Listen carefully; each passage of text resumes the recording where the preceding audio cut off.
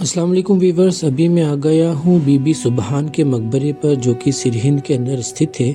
और बताया जाता है कि यहाँ पर 300 से ज़्यादा मकबरे हुआ करते थे, लेकिन 1710 में बंदा सिंह बहादुर ने सारे डिस्ट्रॉय कर दिए थे। लेकिन जो बचे हुए थे वो मॉन्यूमेंट्स में से बीबी सुबहान का भी एक मकबरा है। बीबी सुबहान सुल्तान बहलोल लोधी की बेटी थी, और इसी के साथ में एक बहुत बड़े बुज़ुर्ग रहे हैं मीर मीरान। उन्होंने सुल्तान बहलोल लोधी के लिए दुआ की थी कि वो एक वक्त में दिल्ली के सुल्तान बनेंगे। वो कभी गवर्नर हुआ करते थे सिरहिंद के, और उनकी इस दुआ से सुल्तान बहलोल लोधी दिल्ली को भी फ़तेह करते हैं। और इसी के अलावा शर्की डायनेस्टी यानी कि जौनपुर डायनेस्टी जो हुआ करती थी यूपी में, उसको भी उन्होंने फ़तेह किया था। तो एक वक्त में दिल्ली सल्तनत बहुत ज़्यादा सिकुड़ गई थी, लेकिन दिल्ली सल्तनत को और ज़्यादा फैलाया था सुल्तान बहलोल लोधी ने। और ये उनकी बेटी का मकबरा है, जो कि जो सैंडस्टोन होते हैं, जो रेत के पत्थर होते हैं, उससे बना हुआ मकबरा है। बहुत कम हिंदुस्तान में ऐसे मकबरे हैं जो रेड स्टोन से बने हुए हैं। तो जो बुज़ुर्ग रहे हैं सूफ़ी मीर मीरान, उनसे अपनी बेटी को उन्होंने ब्याया था।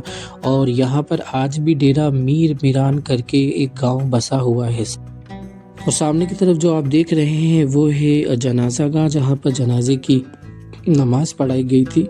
और ये इनकी बहलोल लोधी की 2 बेटियाँ थीं।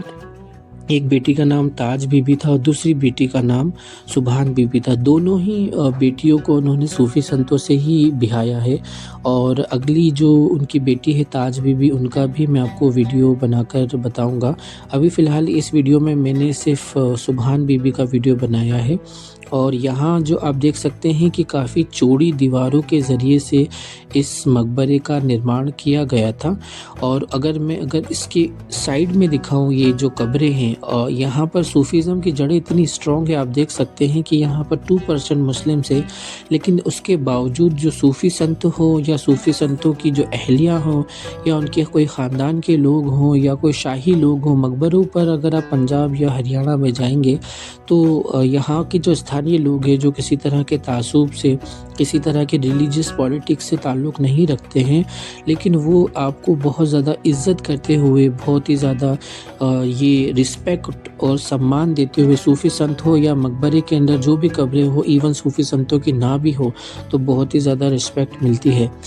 और दोस्तों, मकबरे की डिज़ाइन की बात की जाए तो ऊपर की तरफ जो आपको 4 छतें यहाँ दिख रही हैं, ये बिल्कुल जो डिज़ाइन है ख्वाजा ख़ान जो आर्किटेक्ट रहे हैं, उस्ताद शागिर्द का मकबरा, उससे बिल्कुल मिलता जुलता है। इसका साइज़ ज़रूर छोटा है, वो 2 मंजिला है, ये एक ही मंजिल के अंदर बनाया गया था। लेकिन और साथ ही साथ दूसरी जो इसकी विशेषता ये है कि सिमिलरिटी ये है कि जो ख्वाजा ख़ान का मकबरा है वो भी चौकोर बना हुआ है, और ये मकबरा भी चौकोर ही बना हुआ है।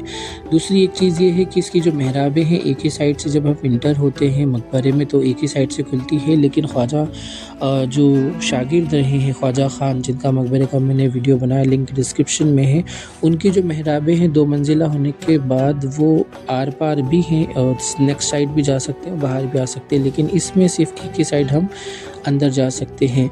और यहाँ पर आप देख सकते हैं कि जनरली बहलोल लोधी के वक्त में कुछ जो लोधी डायनेस्टी की खासियत यही रही कि इसी तरह के या तो सैंड स्टोन रहे हैं या ब्लैक पत्थर रहे हैं, उन्हीं से ही मकबरों का निर्माण हुआ है। और उन्हीं के साथ में रेड पत्थरों के साथ में उनकी डिज़ाइनिंग की गई है। ये खासियत रही है बहलोल लोधी के वक्त के मकबरों की, और उसमें ब्लैक पत्थरों का भी इस्तेमाल किया गया है। एक वक्त में यहाँ पर बहुत खूबसूरत कारीगरी होती थी, रेनोवेशन की ज़रूरत है। और पंजाब में स्पेशली बहुत ही ज़्यादा निगलेक्टेड स्थिति में, कहीं भी जाए हिंदुस्तान में तो बहुत ही ज़्यादा वो निगलेक्टेड स्थिति के अंदर होते हैं। तो दोस्तों, आई होप कि ये वीडियो और ये इन्फॉर्मेशन आपको अच्छा लगा होगा। इस व्लॉग में इतना ही। As I tell you that I am travelling all over India just to tell you the real history of all सूफिया and sultan and connection between them. So please like, share and subscribe my channel. मैंने बहुत सारे playlist Hindustan की अलग अलग सल्तनतों के बना रखे हैं, वो दक्कन हो, गुजरात हो, मालवा हो, दिल्ली हो, जौनपुर हो, बंगाल हो, ऐसी सभी सल्तनतों के मैंने प्लेलिस्ट बनाए हैं। लिंक ज़रूर चेक कीजिएगा। और हिस्टोरिकल मस्जिदों का भी प्लेलिस्ट है, साथ ही सूफिया किराम की मज़ारात का भी है। तो please like, share and subscribe. Thank you for watching. जज़ाकल्लाह खैर। अस्सलामु अलैकुम व रहमतुल्लाहि व बरकातुहू।